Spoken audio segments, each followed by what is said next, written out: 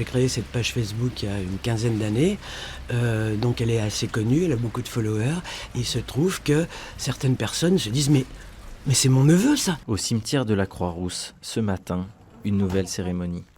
Ici, personne n'est laissé seul pour son dernier voyage.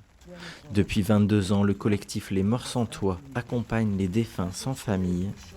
Né en 2003, le collectif veille à offrir un hommage digne à celles et ceux dont aucun proche n'a pu être retrouvé, personnes isolées, sans abri ou encore inconnues de leur entourage. Le collectif des Morts sans Toit sert à accompagner dans la mort, donc au cimetière, là où nous sommes, des personnes dont le service funéraire de la ville de Lyon n'a pas retrouvé de famille ni d'amis, et donc qui, sans nous, seraient enterrés comme ça, sans personne autour. Lorsqu'un décès sans entourage est signalé, le collectif est averti. Les bénévoles cherchent alors des traces de vie, voisins, amis, connaissances pour personnaliser l'hommage.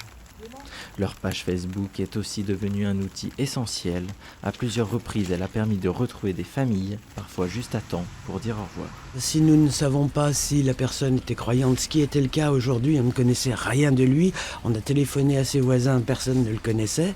Donc quand on ne sait pas, c'est une cérémonie laïque. Qui dit cérémonie laïque dit quand même qu'on peut avoir des sentiments et penser à cette personne qui est décédée sans personne autour, complètement solitaire. C'est terrible ça. La cérémonie se termine par une gerbe déposée sur le cercueil puis dans la tombe, un rituel discret mais essentiel, parce qu'ici même sans famille, personne ne part seul.